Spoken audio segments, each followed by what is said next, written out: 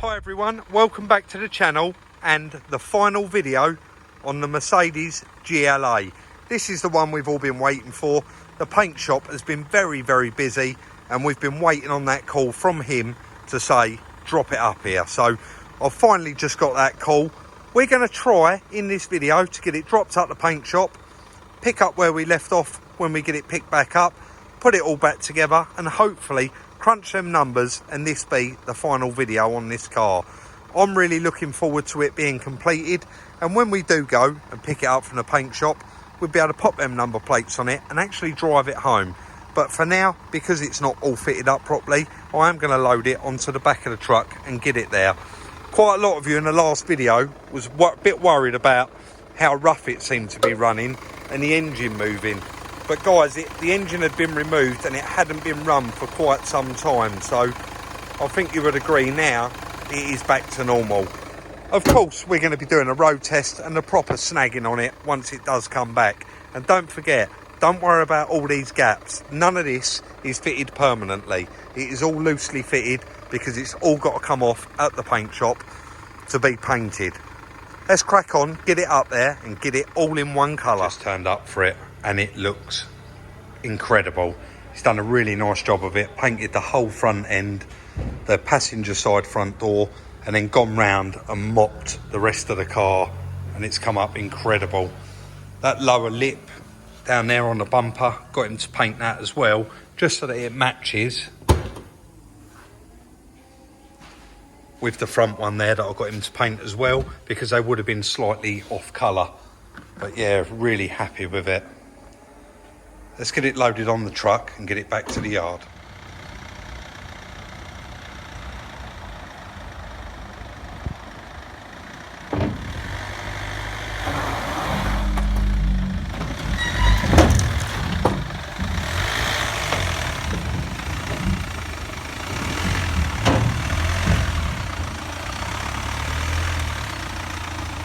Do you?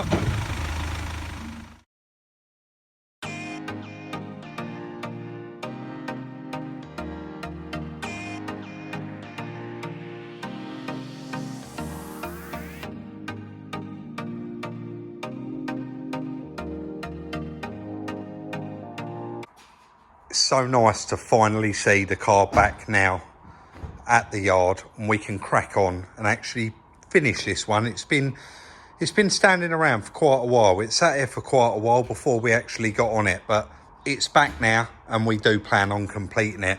Got the bumper sitting on the stand, got all of the bits there ready for it. We're going to start the process of building that bumper back up and then we'll move on to other various jobs throughout the car. Chris is inside just looking for any little parts. We seem to be missing a trim out the bumper, so if he can't find that in there, it will be at the paint shop. But let's get straight on and try and get this bumper all back together.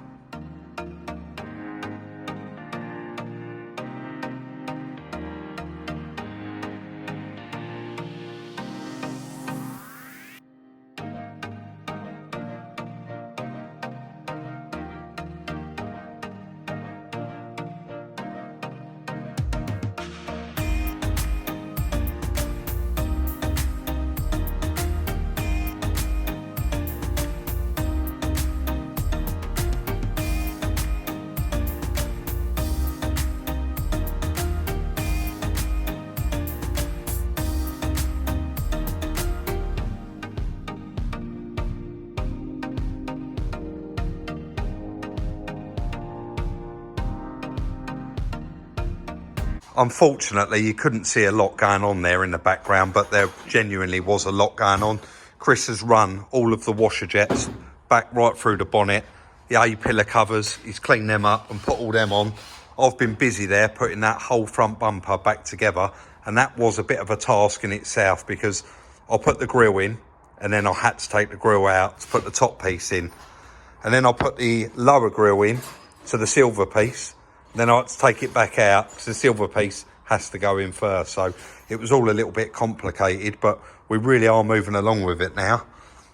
And the bumper bar, the foam bar is all back in there, and it's got that crash. What's that called again, Chris? That pipe?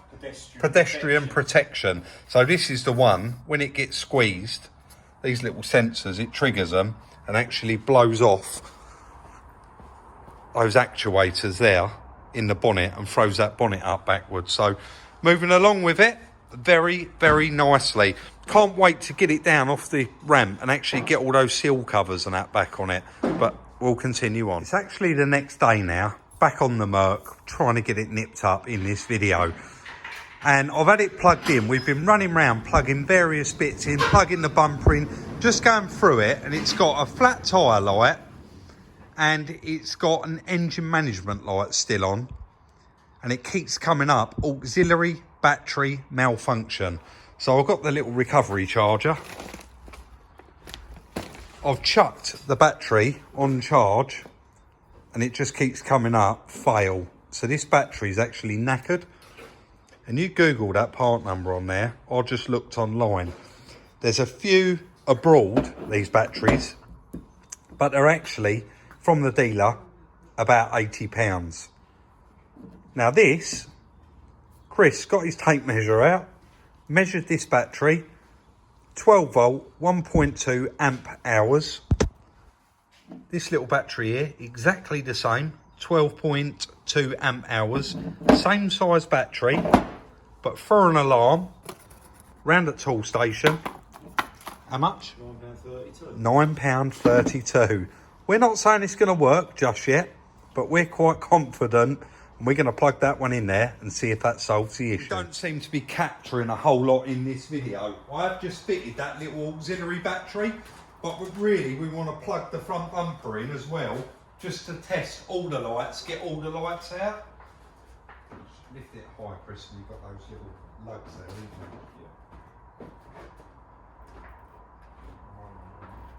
you? Yeah, I'm over it. If you just get that little bolt in now.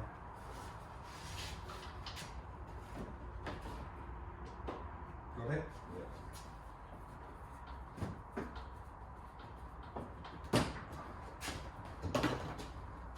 You've got two to plug in your side, haven't you?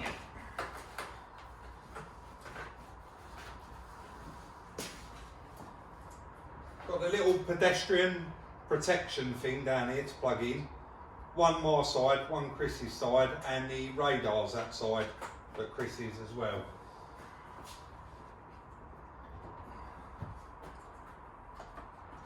So, plug that battery back on. Not plugged in yet, mate. Getting a bit ahead of myself there. Oh yeah.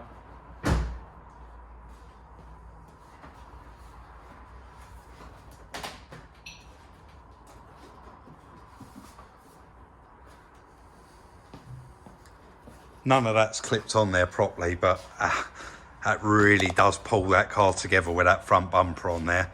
We'll get all that buttoned up, start it up, make sure all the lights have gone out.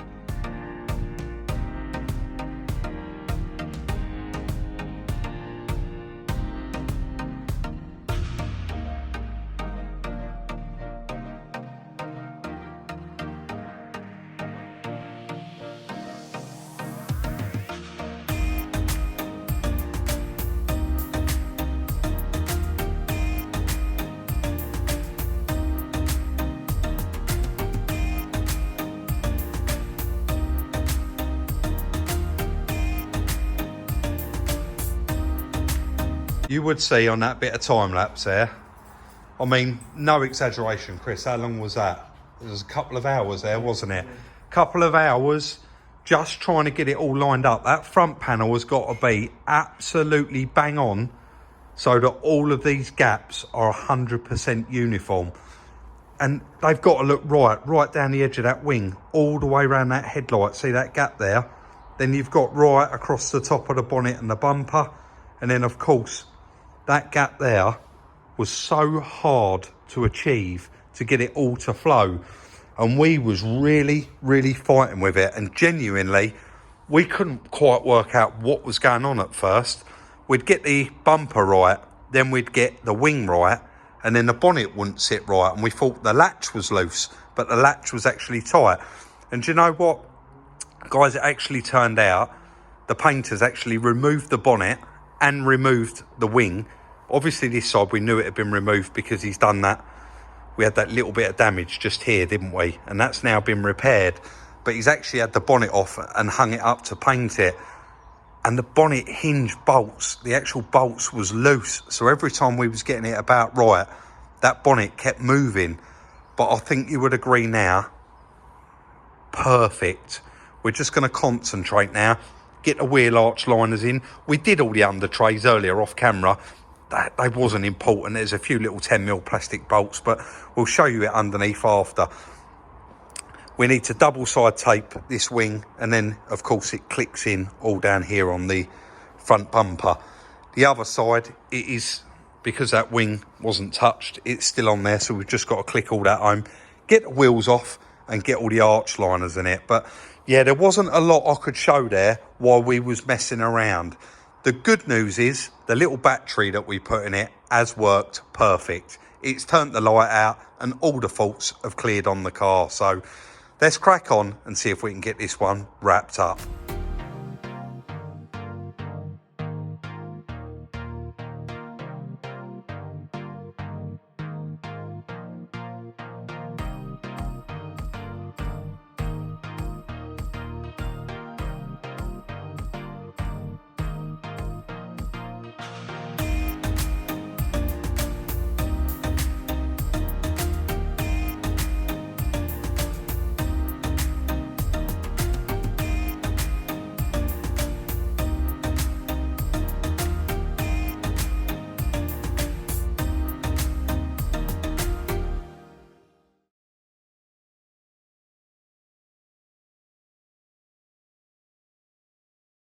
Severe bit of work going on there, guys. We had to torque up those drive shaft bolts right at the last minute and then get those caps on the end of it that cover them up, the dust covers. The wheel arch liners are all back in. I've just got to put some double tape just on the top edge of this wheel arch and then clip all that home. And Chris is there on the bench, and it's been quite torturous, I think, for him there, Chris, hasn't it? Getting all that tape, the excess tape, off of that wheel arch, because it had been removed at the paint shop. And literally from here all the way around here to the edge of the wing, there's two little thin rows of tape, so he's had to stick some glue remover on there and actually get all that glue off before we can retape it up. So he's got to do that wheel arch. I've got to do this little one here, side skirts on it, and I think it can go outside. So we're getting very, very close. It's all the side skirts on, wheel arch liners in, everything is back to normal now. Look how lovely that looks, guys, what that's come from. I'll try and include a picture now.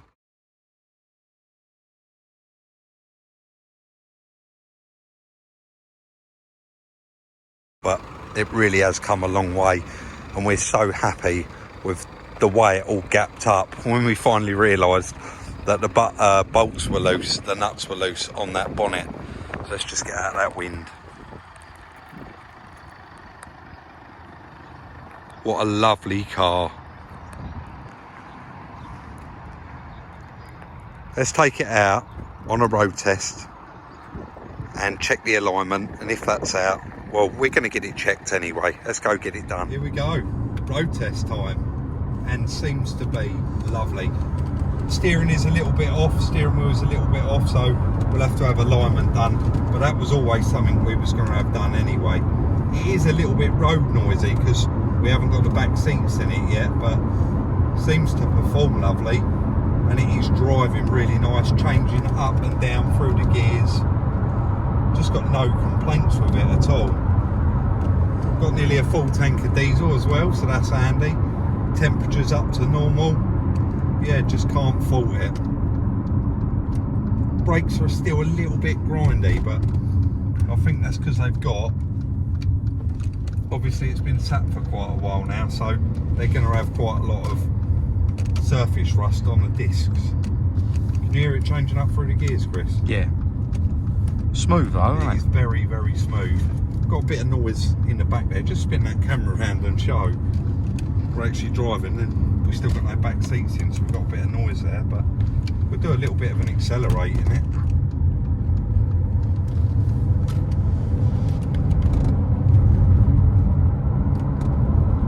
changes gear, lovely, very, very smooth car. You don't really expect anything less with Mercedes, do you? Right, let's go back to the yard and finish it off. I'm happy with it. Go guys, 4-wheel alignment. How far out is it? Minimal. Lovely. That's what we like to hear. Minimal. Unbelievable considering what that car's been through. Let's get that all done, get it back and finally finish it off. Hopefully those seat clips will be in. They said just after dinner time, so should be any minute. So that tracking's all sorted out now. It was very, very minimal, which was surprising and I was really happy about that. I've bought it, I'm on the Isle of Sheppey anyway, so I've bought it straight over to Sheppey Salvage and he's just gassing up the aircon for me. That's another job ticked off the list. I wasn't going to record this bit, but I thought I'd add a little bit in. They have just arrived and they was very expensive. There's the original one, the cartridge. A couple of people said, what do you do about it? Now, a breaker's yard's probably not going to split one of them trims, so we have gone down the route of ordering nice new ones. And you can see those seat belts destroyed it. But it was really easy. I'll just pop this back cover off, it just pulls out, and then there's little clips here on the seat. I folded them back and then you can just tilt the whole thing forward and you can see where that goes in, and it's just got 2 star drives in it. So I'll get that fitted in both seats, we can get that fitted and that'll be all done. There we go guys, about 5 minutes that was. That's all in there now. I think we've got to get it in the car, get it clicked in, and then we can stick them little finishing panels in after, and jobs are good. And I won't video the other one, but I'll go and get the larger one out of the 2 out the car and get that one fitted in that one as well. And there we go, all finished. I went down the car wash there, they're fantastic, but they are ram packed, so they couldn't spend as long as they normally would on it. But of course they done a lovely job. It does want running right round with a clay bar, but apart from that, couldn't be happier with how it turned out. Drives fantastic, got no faults at all showing. Everything seems to be working perfectly on it. We'll have a quick little walk round it and I'll show you the inside. Let's have a little look in the boot.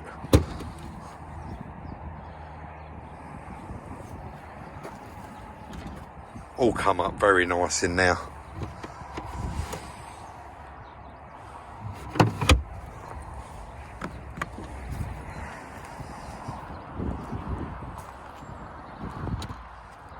Just can't fault it. The back seat was quite mucky. He even gave that a bit of a wipe over. He said, Rob, I'm really sorry, I haven't got lots and lots of time, but let's jump in it and quickly show you the inside.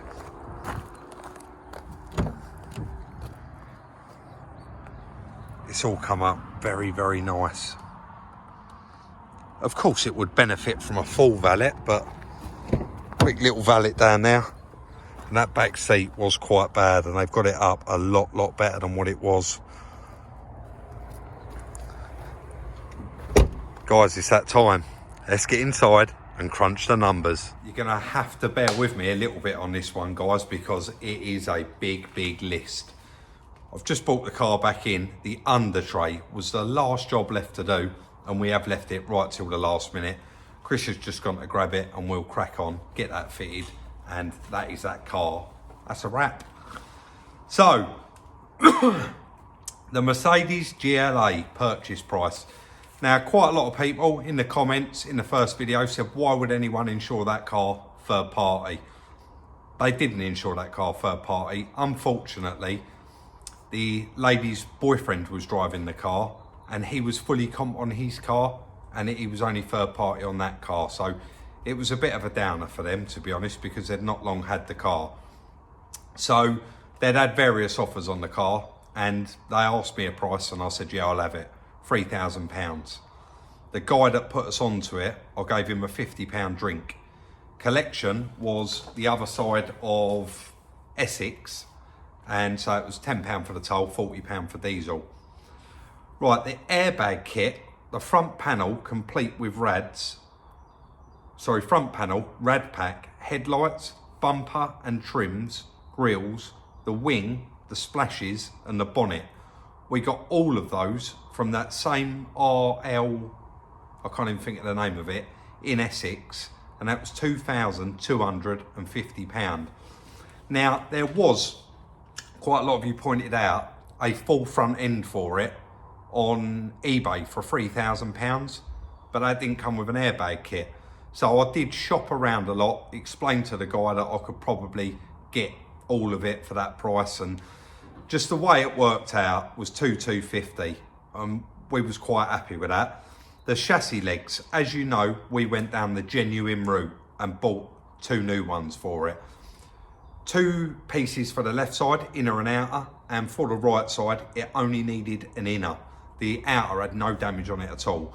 And that was £263 with all the VAT and all that sort of stuff. The aluminium casting that run up the engine, that had the alternator, water pump and everything bolted to it, I got off of eBay for £35. The alternator itself was broken because half of the mount was snapped off on that bracket, and that was £80. The pipes, dipstick, washer pump, etc. from Mercedes, that was our first order, was £181. The oil, filter and antifreeze was £60. Excuse me. Paint, sealer and consumables that I went out and got, you know, the matching sealer, was £135. Battery backup that we got yesterday from Toolstation, I think it was £9 something. We've written down 10 quid, and that was a huge saving, and it's been perfect. Seat catches from the dealer, they come today. They was expensive, £240, but they finished the car off and they had to be done. Air conditioning recharge we done earlier at Sheppey Salvage. I'm going to tell you the price, but bear in mind he does look after me, £50. 4-wheel alignment this morning at A2 tyres, again they do look after me, £40. Stevenson's Mercedes, do you remember we took it over there when it wouldn't start, and they plugged it into their star machine and cleared the crash data?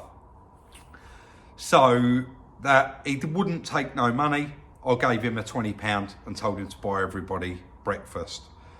The paint round at the painters, he always does look after us, so of course it was worth the money, and it was £600. He painted the bonnet, front bumper, both front wings, driver's side front door, and mopped the rest of the car. So we've got a grand total on here of £7,014 for that car. I've had a flick through eBay.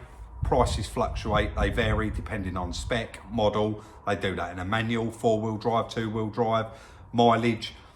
And we decided a couple of weeks ago actually, before we had even done our numbers, that we was going to ask £12,000 for it. Now I've looked on there, like for like, they are around 15. So that would have been very, very cheap. But the bombshell is, in the end of this, is that car ain't going nowhere apart from home with me. Claire's really not getting on with that Range Rover. She doesn't use it. It's just sitting on the drive. We've now had it about 3 months and she's done a grand total of 204 miles. So I've decided to actually sell that Range Rover, free up the big lump of money I've got in it, write Chris a cheque for 6,000 quid and actually put her in that little car. It's perfect for what she needs. We don't really need a car. I've got my little van, and like I said, she don't really go out very far. She's got a little salon and she works there, and that is it. So let me know what you think in the comment section down below. That is going to be the end of today's video. If you enjoy it, please do give us a thumbs up. Drop your comments in the comment section down below. Like, subscribe and share. Don't forget to turn on your notification bell so you don't miss any of our videos. And we'll see you Monday in the next one.